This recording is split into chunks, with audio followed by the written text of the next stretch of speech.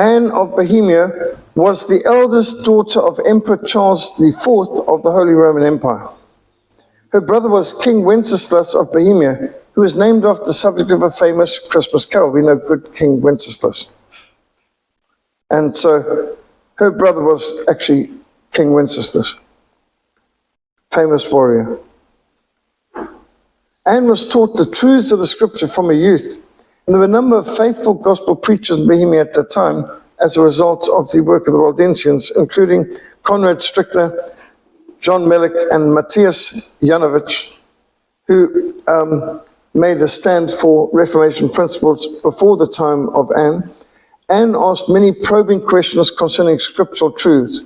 She was described as godly, intelligent young girl with an inquiring mind. I'm sure that those are all quite unique for that time.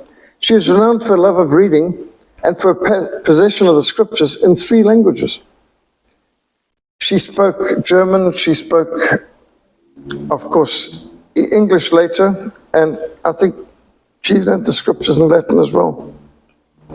Her favorite books in the Bible were the 4 Gospels, which she constantly studied. Anne came to recognize the many errors prevailing in the Roman Church, and she persisted in praying for a return to biblical faithfulness, to the doctrine of the apostles, to the purity of the early church.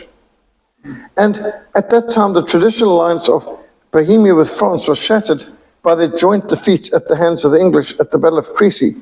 1346, the world discovered the benefit of the longbow. The English didn't have a standing army. France and Spain had massive standing armies, but England only had a citizens' force where they could call up peasants and knights at the time of war. And so, by English law, when your son turned 6, he had to be given a longbow the height of him at 6.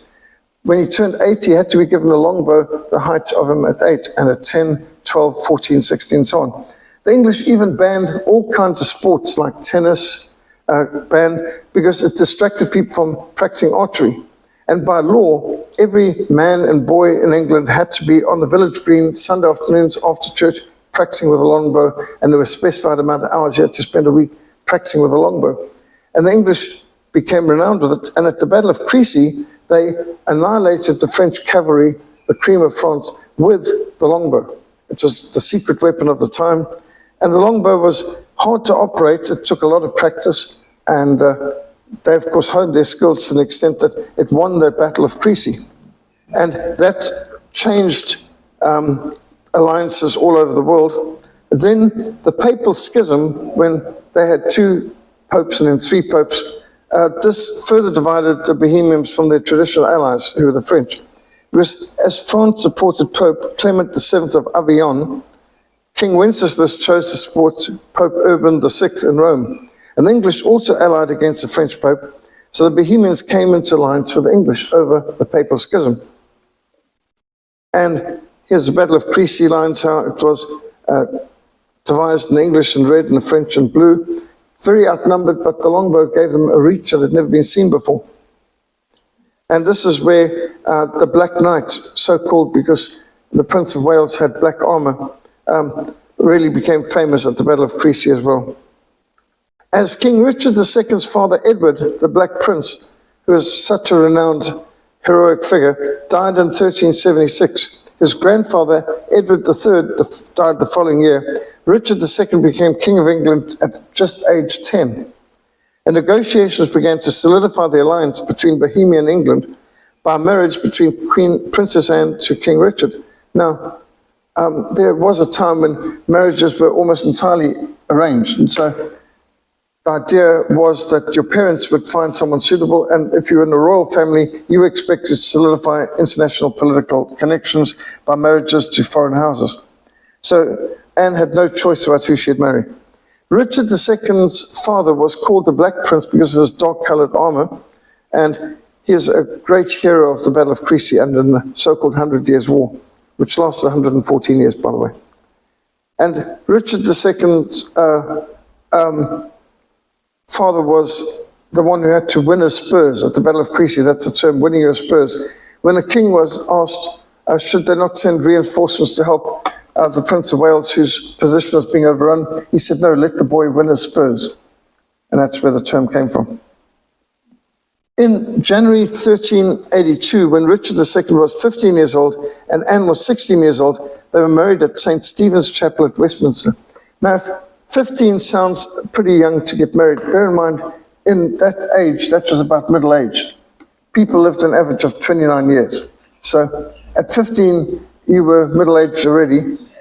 These guys were not like our present generations where they're living at home in their 20s and 30s and dad's paying the bills and mom's doing his laundry and he's taking a gap year or a gap decade and playing in the basement on his video games. So people must have grown up a lot quicker back then. And although their marriage had been arranged by diplomats, I mean, not even their parents really, it was actually ambassadors who arranged this, it appears to have been a good, loving, positive partnership.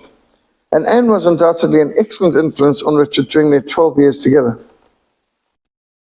And reportedly, Anne had been persuaded to accept the proposal because of the positive report she had received of the Reformation work of Professor John Wycliffe of Oxford University. So she didn't accept it because she knew something good about Richard II. She was excited, well, I'm going to the same country where Wycliffe's the professor and he's a reformer. The Archbishop of York, Arundel, one of the most vitriolic enemies of Wycliffe's Reformation, he was the Archbishop of York, and he heard the Queen owned copies of the Gospels, which she avidly studied. I mean, how bad is that? She didn't just have a copy of the Bible, she read it. And that was the sign of being a heretic, obviously. Professor John Wycliffe was delighted to hear Queen Anne's love for the Scriptures. He publicly compared her to the biblical Mary, who sat at Jesus' feet listening to what the Martha had to say. For her part, Queen Anne protected Wycliffe from many enemies and intervened on numerous occasions to protect him from prosecution and to save his life. Now, on this occasion, you can see John of Gaunt intervening on behalf of Wycliffe, and Wycliffe reclining quite calmly on the ground.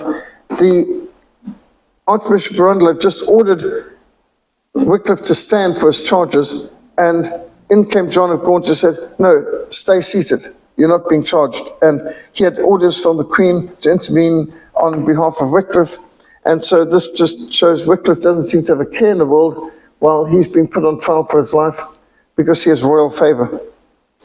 And here's another case of Wycliffe being put on trial, but the Queen intervening, and she sends her emissary to intervene with sword in hand. You will not touch Professor Wycliffe. And at the encouragement of Queen Anne, Bohemian students came to Oxford to study under John Wycliffe. So the first students' exchange programs got started.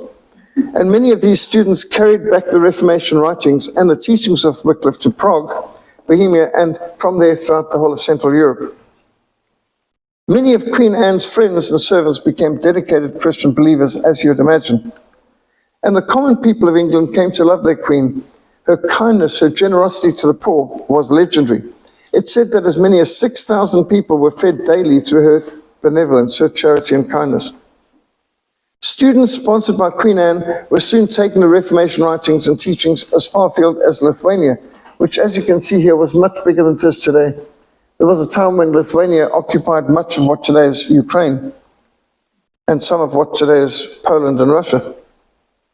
Tragically, this bright, shining star's light was cut short in 1394 and died at age 27 from the plague. And as I said, at age 15, you could be middle-aged. Her husband, King Richard II, was devastated. The people of England deeply mourned her. Many of her Christian friends and servants now returned to Bohemia, what today is Czech, with the translations of the Gospels and the writings of John Wycliffe that had been so highly treasured by Queen Anne. And this led to the conversion of Professor Jan Hus of Bohemia, the rector of Prague University. And it also led to the Hussite movement and later the Moravians. And from them, missionaries went out literally to enter the earth. There was the prayer meeting at Herrenhut, started by Count Nicholas van Zinzendorf, who was an heir to the Waldensians and the Hussites. In 150 years prayer meeting, they had a prayer meeting, a prayer chain that continued 24 hours a day, 7 days a week, 365 days a year, for 150 years. In those 150 years, they sent out 2,400 missionaries worldwide, as far as Greenland's icy mountain, India's coral straw, and to the Cape of Good Hope. The oldest first mission station in all of Southern Africa was planted at Genadendal, just up the road, about an hour and a half's drive from Cape Town, and they came from this prayer meeting. So phenomenal spiritual heritage. And in fact, you can see later we'll deal with how Jan Hus even impacted Martin Luther's ministry and the launch of the Reformation at this very doorway, 31st October 1517. And Martin Luther's bold stand, "My conscience is captive to the word of God." Amongst the different reformers depicted around the monument of Martin Luther at Worms in Germany is Peter Waldo and Jan Hus. 1 Timothy 4:16 says, "These things command and teach. Let no one despise your youth, but be an example to the believers in word, in conduct, in love, in spirit, in faith, in purity. Till I come, give attention to reading, exhortation, to doctrine. Do not neglect the gift that is in you, which has been given you by prophecy with the laying on of hands of the eldership. Meditate on these things, give yourself entirely to them, that your progress may be evident to all. Take heed to yourself and to the doctrine. Continue in them, for in so doing you will save both yourself and those who hear you." So I think that's very appropriate for Princess Anne of Bohemia became Queen Anne of England. Now this is also, all the text of this presentation is in the Greater Century of Reformation, the second chapter on preparing for the Reformation. And do remember, every 31st October we do commemorate the Reformation with a special celebration at Huguenot Monument, being the closest Reformation monument to Cape Town. We've got special audios specifically on Anne of Bohemia, and she's got a chapter on victorious Christians who changed the world as well. Any questions at all?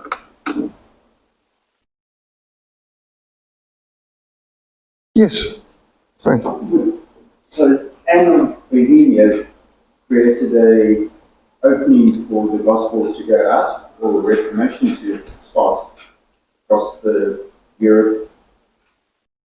Well, certainly, you can see she played a very key role in spreading the Reformation of Wycliffe through to Bohemia, where Jan Hus took it further on.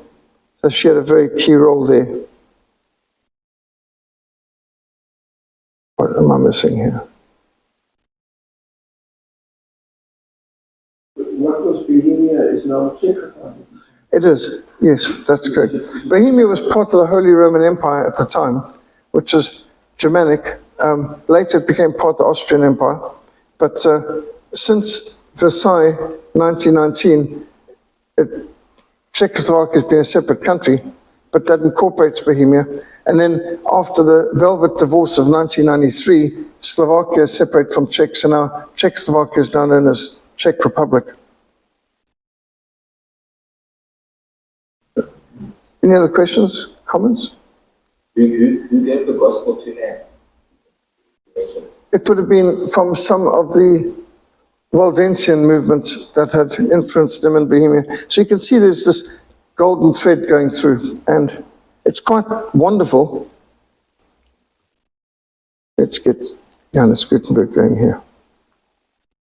Were the Moravians maybe from Germany or from Czech? The Moravians were overwhelmingly from Bohemia, but of course they'd spread into Germany too, because Germany and Bohemia were part of one country at that stage, so part of the Holy Roman Empire.